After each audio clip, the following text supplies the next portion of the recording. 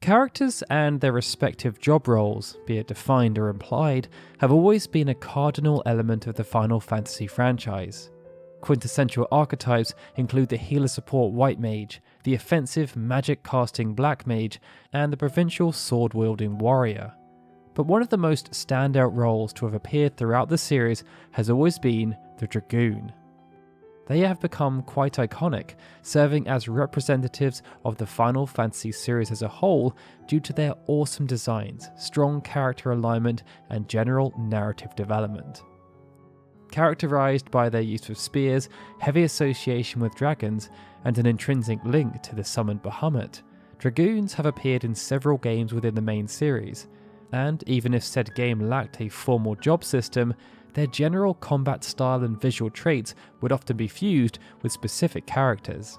What's more, characters embodying the Dragoon traits would boast tough exteriors and would most often have some kind of conflict with their allegiance, usually having ties to opposition factions. Most notably, many of these characters would also bear the name Highwind, something that became a tradition after beginning in Final Fantasy II. For today's video, we're going to delve into the series' most remarkable Dragoons, and though we've chosen to narrow it down to a select 7, some honourable mentions must include the likes of Jack Garland, who is now the poster child for every job ever created, but there's also Ward Zabak, Kimahri, and Nine from Type 0, with the jury still out on how impactful Dion Lesage will be to the overarching narrative of Final Fantasy XVI. It should be noted that these are in no particular order, and with that, we're going to kick things off with a bang by starting with the renowned Estinien Wormblood from Final Fantasy XIV. With the reputation of Dragoons having built up across the series, the introduction of Estinien would only further elevate the role itself, as his incredible presence, edgy personality, and thrilling character arc would captivate a good majority of Final Fantasy XIV's players. Though Estinien would be introduced as a key player within the Dragoon questline in A Realm Reborn, he would ascend to a greater role within the main scenario of Heavensward, where his story arc centered around an epic quest for vengeance against the Great Worm, Nidhogg. Estinien would appropriately don traditional dragon-themed armour, and his helm would obscure much of his face, which was reminiscent of the series' earliest Dragoons in games like Final Fantasy II and IV. He would also possess special abilities in tandem with the job like Sky Dragon Dive and his limit break, Dragon Shadow Dive, both of which pay tribute to the trademark jump ability. Estinien's character, like many Dragoons before him, would be subject to an internal conflict, as his quest for vengeance would become something of an obsession and effectively corrupt him, putting him at odds with the Warrior of Light, and this would somewhat follow the theme of emotional struggle that was often seen from Dragoons. But with the help of his friends, he would overcome his strife and ultimately become an invaluable ally, as well as one of the scions of the Seventh Dawn. Long before Estinien, Dragoons made their debut in the franchise all the way back with Final Fantasy II, and the very first character to embody this role was none other than Richard Highwind, also known as Gareth and Edward in some translations, who was a key supporting character in the game. Richard would hail from Deist, where Dragoons and Wyverns lived and fought together as close allies. As such, Deist would be known as the Kingdom of Dragoons. Prior to the main events of Final Fantasy II, however, most of the Dragoons and Wyverns were eradicated by the Palamecian Empire, who feared their power. This would leave Richard, who had been inside the Leviathan at the time, as the very last of his kind, a trait that would often be seen with other Dragoons.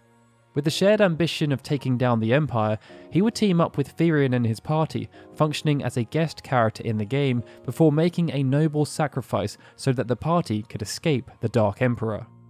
As the series' first ever Dragoon, Richard's appearance would implement various dragon motifs into his design, like spikes, and he would also include the iconic visored helm. But unlike most of his successors, his true face beneath the helm would never actually be seen. Richard would ultimately go on to establish many trademark characteristics of Dragoons, like their intrinsic connection to dragons and their role as high damage dealers. But perhaps one of the most notable traditions would be the Highwind name, which would become an iconic handle for many Dragoon characters. And to share some fun trivia, In the Dawn of Souls remake and the 20th anniversary editions of Final Fantasy II, Richard's foster son would be named Kain, which was an obvious retcon tribute to a certain other famous dragoon of the same name.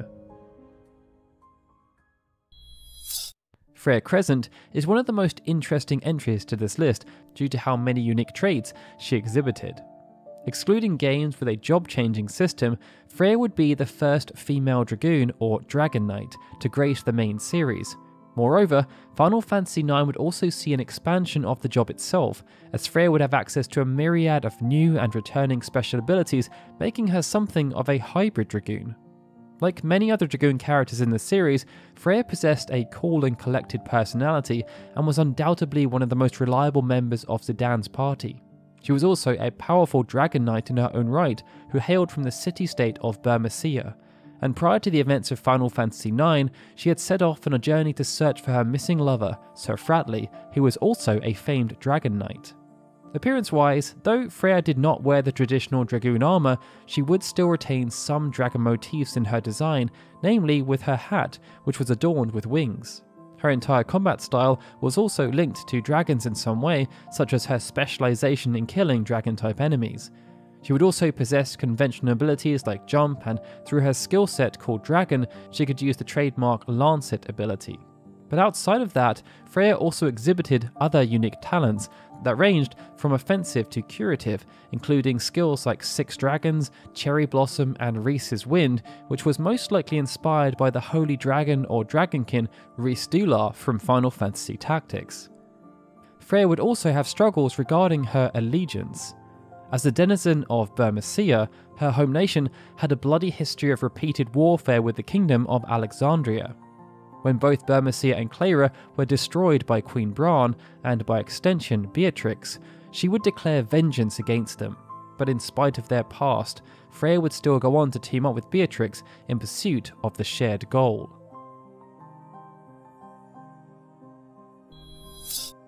Though character jobs were largely undefined in Final Fantasy XIII, the proverbial dragoon would still make its appearance in the form of Erba Young Fang. Fang was a warrior who hailed from Grand Pols, a land that had a history of conflict with the game's initial setting, Cocoon, and like most dragoon characters, Fang would have a very strong and rugged personality, being described as quite stubborn. Like many characters in games without proper job systems, Fang's dragoon persona was largely implied by her choice of weapon, a double-bladed lance. She would also possess some physical traits with a tenuous link, like the shape of her hairstyle and spiky wisps, and the large tattoo along her bicep that resembled her weapon, but also seemed to have a design with a set of jaws.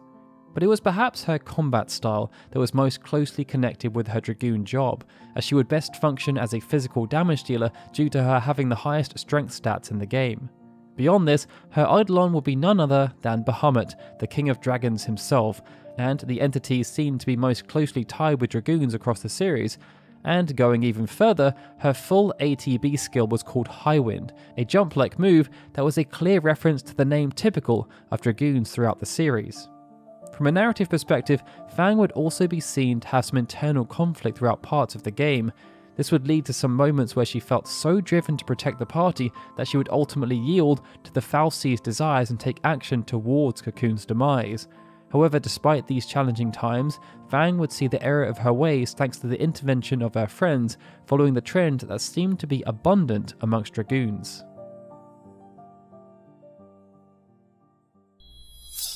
Aranea Highwind would not only be the designated dragoon in Final Fantasy XV, but she would also continue the tradition of said characters bearing the iconic Highwind name.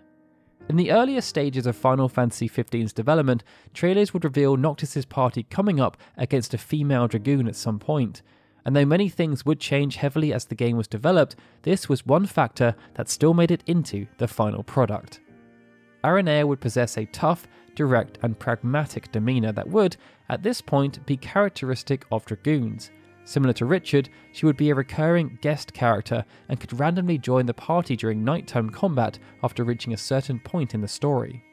Originally aligned with Niflheim, she would be fought as a boss, but after becoming disgusted by the actions of Ardyn Izunia, Aranea would defect away from the Empire, becoming an invaluable ally to Noctis and his friends as they fought against the growing threat posed by the demons. Aranea would also play a key supporting role in the episode Prompto downloadable content and reprised her role as a guest character in combat. As a Dragoon, Aranea would wield a spear, wearing a modern take on the traditional dragon-themed armour, which was aptly named Dragon Mail. As a boss, her signature ability was called Highwind, and this would be translated over to her performance as a guest character, where Highwind would instead be a party technique. There were plans to have Aranea feature with her own piece of downloadable content, and it would have been pretty cool to see how that panned out, but unfortunately, those plans were scrapped when Hajime Tabata left Square Enix. Now, despite perhaps being one of the looser depictions of the Dragoon character, Final Fantasy VII's Cid Highwind nonetheless made quite the splash. Cid would of course bear the prominent Highwind name, and as the game's proverbial Cid, he was heavily involved with airships and sky travel, which would serve to complement the mid-air fighting style of Dragoons. The airship in Final Fantasy VII would thus be appropriately named the Highwind. From a narrative perspective, Cid was originally affiliated with Shinra, as he would dream of travelling to space from a young age. He hoped that by working with Shinra, this feat would be accomplished, but with numerous failed attempts to spearhead a rocket launch and the eventual defunding of the space program, venturing into space would become less feasible, and with no other immediate plans, Cid would ultimately join forces with Cloud and the party, and in the process discover a new purpose for himself in saving the planet. From a design perspective, the implications of Cid being modelled after a Dragoon would be his use of spears and the name Highwind, but it was gameplay where things were made even clearer, as within earlier versions of the game, Cid was planned to be aligned with the Dragoon job, and this would see Cid boast high physical stats, with his limit breaks being largely modelled after the jump ability. And that brings us onto the individual who put Dragoons on the map, Kain Highwind. Though the Dragoon would technically be established from a narrative perspective in Final Fantasy II, with the specific role then being cemented in Final Fantasy III, it would be popularised in Final Fantasy IV through its memorable story presence and Kain's own character arc. Born in the Kingdom of Baron and raised alongside his best friend and rival Cecil Harvey, Kain would follow in the footsteps of his father to become the commander of the Dragoon Corps. Within the DS remake, Kain's father was revealed to be called Richard, a clear allusion back to the Final Fantasy II character of the same name, and a nice retcon. Kain would famously betray Cecil, giving in to his dark side while under Golbez's influence, with it partially stemming from his unrequited love for Rosa, who instead shared a mutual love with Cecil. This helped to make Kain a very memorable character, but what was also memorable was his design, and it was so iconic that it would essentially become the base appearance for Dragoons throughout the series as it progressed. Unlike Richard Highwind, it would see Kain's helmet shaped like a dragon's head, and the colour scheme more closely reflected to that of a dragon's body. Kain would also possess great physical prowess at the expense of magical capabilities, and had access to the Jump command, which in the Game Boy Advance remake and the Complete Collection could be upgraded to the more powerful Double Jump. Kain's emotional struggle was perhaps the most blatant amongst the Dragoon characters, as he would be famous for his betrayal and for being the friend to foe to friend again. The thematic traits of internal moral conflict would visibly carry over to other popular Dragoon characters such as Fang and Estenian, whose initial ideals and goals were also more personal than the collective good. And with such an iconic presence in Final Fantasy IV, Kain would ultimately become the representative of Dragoons across the franchise, with nearly every game's ultimate spear weapon being dubbed Kain's Lance in honour of him. So though he may not be the first, he would have the remarkable distinction of being the main inspiration for Dragoons in later entries within the entire Final Fantasy franchise. And with that, we're done. They were 7 of the most iconic Dragoon characters to feature in Final Fantasy games. But we're interested to know, who is your favourite Dragoon in this series? So let us know in the comments below. And if you enjoyed this video, please give us a like and be sure to subscribe to the channel. Alright everyone, with that, this is Daryl signing out. I'd like to extend a big thank you to all of our Patreon and YouTube membership supporters, especially Benjamin Snow, The Livestream, Galcian, Dikujata, Gregory and Lawn of Morning, who are super special Onion Knight supporters, and of course, a big thank you to everyone for watching this video. I'll see you all again soon for more Final Fantasy goodness.